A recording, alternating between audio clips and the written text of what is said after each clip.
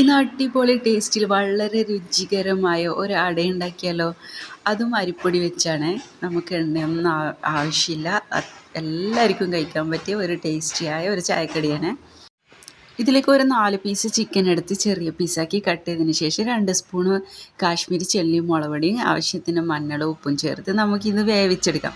ഇതൊന്ന് ഫ്രൈ ചെയ്തെടുക്കേണ്ടതാണ്. ഇത് ഇവിടെ നിന്ന് വേവുമ്പോഴേക്ക് നമുക്ക് ഇതിലേക്കുള്ള മാവ് റെഡിയാക്കാം. ഇതിലേക്ക് എടുത്തതെന്ന് വെച്ചാൽ 1 കപ്പ് അരിപ്പൊടിയാണ്. ഇത് പുഴുങ്ങലരി പൊടിച്ചതാണ്. പത്തൽ പൊടി പറഞ്ഞാൽ കുറേ ആൾക്ക് മനസ്സിലാകുന്നില്ല, ഓരോ നാട്ടിലെ ഭാഷയാണല്ലോ, അതുകൊണ്ടാണ്. ഇത് നമ്മളെ പുഴുങ്ങലരി, സാധാ പുഴുങ്ങലരി പൊടിച്ചതാണ്. ഇത് നമുക്ക് നല്ലോണം ഒന്ന് കുഴച്ചെടുക്കാം. അതിനുശേഷം നമ്മളിപ്പോൾ ചിക്കൻ നല്ലോണം ഫ്രൈ ആയി വന്നിട്ടുണ്ട്. ഇത് നമുക്കൊരു പ്ലേറ്റിലേക്ക് മാറ്റാം. നമ്മൾ പല മലബാർ മേഖലകളിലെല്ലാം ഭാഷയൊക്കെ മാറ്റുണ്ടാവും, ഓരോ നാട്ടിൽ ഓരോ ഇതാണല്ലോ. അപ്പോൾ ചില ആൾക്ക് മനസ്സിലാവില്ല, അതുകൊണ്ട് എല്ലാവർക്കും മനസ്സിലാകണമല്ലോ, അതുകൊണ്ടാണ് അങ്ങനെ എല്ലാവർക്കും മനസ്സിലാകുന്ന രൂപത്തിൽ പറയുന്നതാണ്. ഇനി ഫ്രൈ ചെയ്തെടുത്ത പാനിൽ തന്നെ നമുക്ക് ആവശ്യത്തിന് ഓയിൽ ചേർത്ത് കൊടുക്കാം. ഇത് 2 ഉള്ളി ചെറുതായി കട്ട് ചെയ്തതാണ് ഞാൻ ചേർത്ത് കൊടുക്കുന്നത്. നമ്മൾ ഫ്രൈ ചെയ്തെടുത്ത പാനിൽ നമ്മൾ വഴറ്റുമ്പോഴുള്ള ഒരു പ്രത്യേക ടേസ്റ്റ് അത് വേറെ തന്നെയാണ്. ഇനി ഇതിലേക്ക് നമുക്ക് മല്ലിയില, കറിവേപ്പിലയും കൂടി ഇട്ട് കൊടുക്കാം. പിന്നെ 3 പച്ചമുളക് ചെറുതായി കട്ട് ചെയ്തത് ചേർത്ത് കൊടുക്കാം. വെളുത്തുള്ളി ഇഞ്ചിയും കൂടി നമുക്ക് ചേർത്ത് കൊടുക്കാം.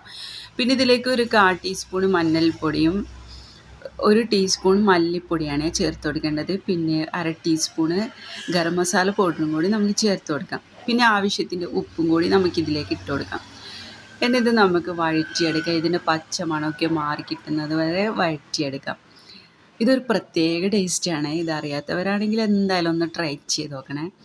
ഇനി ഇത് നന്നായിട്ട് വഴറ്റിയതിന് ശേഷം നമ്മൾ നേരത്തെ റെഡിയാക്കി വെച്ച ഫ്രൈ ചെയ്തെടുത്ത ചിക്കൻ നമുക്ക് ഇതുപോലെ ചെറിയ പീസാക്കി ഇതിലേക്ക് ഇട്ട് കൊടുക്കാം.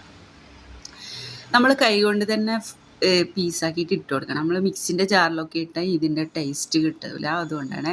നമ്മളിപ്പോൾ മാവൊക്കെ നല്ലോണം റെഡിയാക്കി വെച്ചിട്ടുണ്ട്. പിന്നെ ഇഡ്ഡലി ചെമ്പാണ് ഞാൻ എടുത്തത്. ഇതിലേക്ക് കുറച്ച് വെള്ളം ഒഴിച്ചതിന് ശേഷം നമ്മൾ ഇതിൻ്റെ മുകളിൽ കുറച്ച് ഓയിൽ പറ്റി കൊടുക്കുക. ഞാനിപ്പോൾ ഒരു കവറാണ് എടുത്തത്. പിന്നെ സാധാരണ ഒരു കവർ കട്ട് ചെയ്തെടുത്തതാണ്. ഇതിലേക്കാണ് ഞാൻ ബോൾസാക്കി എടുത്ത് പരത്തിയെടുക്കുന്നത്. നിങ്ങൾക്ക് അഥവാ വാഴയിലുണ്ടെങ്കിൽ വാഴയിലയിൽ ചെയ്തെടുക്കാം. ഇനി ഇതുപോലെ നമുക്കിത് പരത്തിയെടുത്തതിന് ശേഷം നമുക്കിതിൽ ഫില്ല് ചെയ്ത് കൊടുക്കാം. ഇത് വളരെ എളുപ്പമാണ്, എണ്ണയൊന്നും അധികം കുടിക്കില്ല, അതുകൊണ്ട് എല്ലാവർക്കും കഴിക്കാൻ പറ്റിയ അടിപൊളി ചായക്കടി തന്നെയാണ്. ഇനി നമുക്ക് ഇതുപോലെയാണ് ആക്കിയെടുക്കേണ്ടത്. ഇതുപോലെ നമുക്ക് ആക്കിയെടുക്കാം. ഇതിലേക്ക് നമുക്ക് എണ്ണയും ആവശ്യമില്ല, വളരെ പെട്ടെന്ന് തന്നെ നമുക്ക് ചെയ്തെടുക്കാം. ഇനി ഇത് നമുക്ക് ഇതുപോലെ ആക്കിയതിന് ശേഷം ബാക്കിയുള്ളതൊക്കെ നമുക്ക് ഇതുപോലെ തന്നെ ചെയ്തെടുക്കാം. ബാക്കിയുള്ളത് കൂടി നമുക്ക് ഇതുപോലെ തന്നെ ഓരോ ബോൾസാക്കി പരത്തിയതിന് ശേഷം നമുക്ക് ഇതിലേക്ക് ഫില്ല് ചെയ്ത് കൊടുക്കാം. ഇതിലാകുമ്പോൾ വളരെ കുറഞ്ഞത് മാത്രമേ ഇതിൽ ആവശ്യമുള്ളൂ കേട്ടോ. ഇനി ഇതും അതുപോലെ തന്നെ ചെയ്തെടുക്കാം. വേറെ ഏതെങ്കിലും മോഡലും ആണെങ്കിൽ നിങ്ങൾക്ക് അങ്ങനെയും ചെയ്തെടുക്കാം. ഇനി ബാക്കിയുള്ളതൊക്കെ നമുക്ക് ഇതുപോലെ തന്നെ ചെയ്തെടുക്കാം. ഇത് നമുക്ക് കുട്ടികൾക്ക് സ്കൂളിലൊക്കെ ടിഫിൻ ബോക്സിലാക്കി കൊടുക്കാനൊക്കെ സംഭവം അടിപൊളിയാണ് കേട്ടോ. കുട്ടികളൊക്കെ ഇഷ്ടം പോലെ കഴിച്ചോളൂ, അത്രയും നല്ല ടേസ്റ്റാണ്.